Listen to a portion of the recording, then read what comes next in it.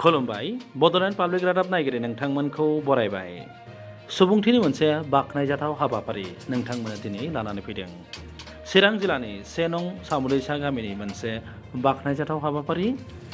चिरां जिल्ला भारत भुटान सीमा सान्तिपुर ओनसोलनि सिङाव थानाय 1 नं सामुदैसा गामिनि थागिबि एबा समाज सिबिग्रा गामियारि रायजो राजाफ्रा गंसे गोरिब नखर एबा रांखान्थियारि गाज्रि हालोदाव गोग्लैसोना थानाय जिसिया मोसाहारिनो गंसे थिंनि आबुं न' लुफुंनानै होयो।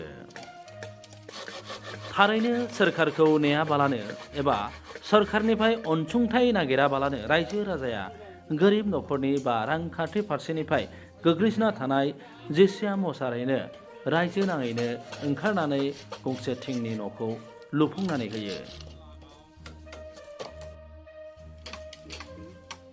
मख'नो गोनांदि सुबुङा सुबुंनि थाखाय होननाय मोन्थोरखौ फालिनानै नखरनि गाज्रि थासारिखौ नोजोर बोनानै दिनै बे गामिनि थागिबि रायजो राजाफ्रा गाव गावनि बेसेन गोसा समखौ दोनथ'नानै लोब लोब ओंखारबोनानै न'खौ लुफुंनानै होयो। सुबुङा सुबुंनि खैफोदाव गोग्लैनायनिफ्राय बोखांनाय आरो गावजों गाव हेफाजाब होलायनायासो समाज सिबिनायनि मोनसे खामानि। गुबुन गुबुन समावबो बेफोरबायदि हाबाफारि मावगासिनो आरो उन समावबो बेफोरबायदि हाबाफोरखौ मावलांबाय थागोन। लोगोसे बिटिआर एबा आसामाव रायजो जानाय साफ्रोमबो रायजो राजा एबा गामियारिफोरखौ बेफोरबायदि समाज सिबिनायनि खामानिखौ मावनो थाखाय 1 नं सामुदैसा गामिनि थागिबि सतराज मोसाहारि बिथाङा खौरां बिजोंनि गेजेरजों गुरै खावलायहरदों। सान्तिपुर एरियानि नं 1 सामुदैसा बे गामिनि जोङो बे गामिनि जानानैहाय जोंनि गामियावहाय बेबादिनो गोरिब नखर बे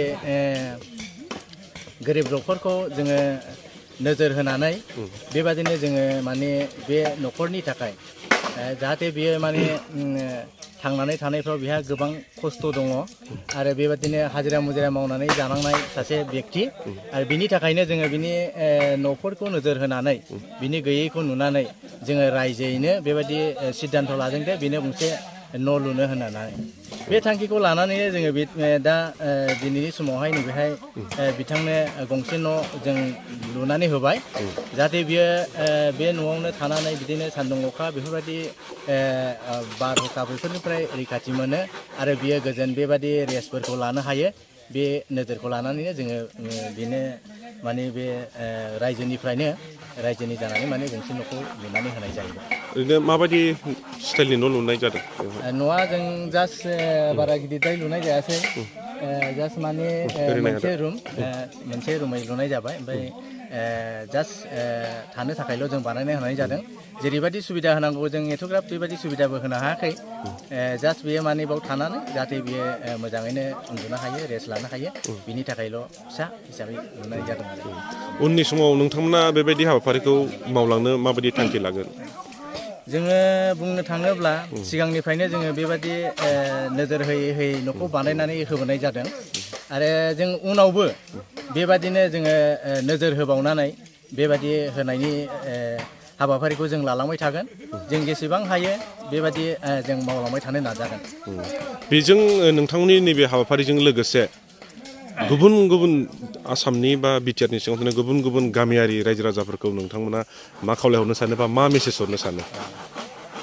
आंनिफ्राय मेसेजआ बिदिनो बेनो माने जोङो गावजों गाव जुदि नायलायनानै बेबादिनो गोग्लैसोनाय मानसिफोरखौ जोङो जुदि बोखांनानै जुदि लाबोनो हायोब्ला जोंनि गामियाव बा जोंनि समाजाव बेबादि जौगानाया फैगोन। जाहाथे जोङो गाव गावनिखौल' नोजोर लायालासिनो सासे गामियाव गोग्लैसोना थानाय मानसिखौ जुदि लाबोफानो हायोब्ला बियो माने मानसिनि जे गुन मावनांगौ दायित्थ' बेफोरखौ मावफुंनानै होनाय जागोन। आं बेखौ खावलायनाय जाबाय आरो।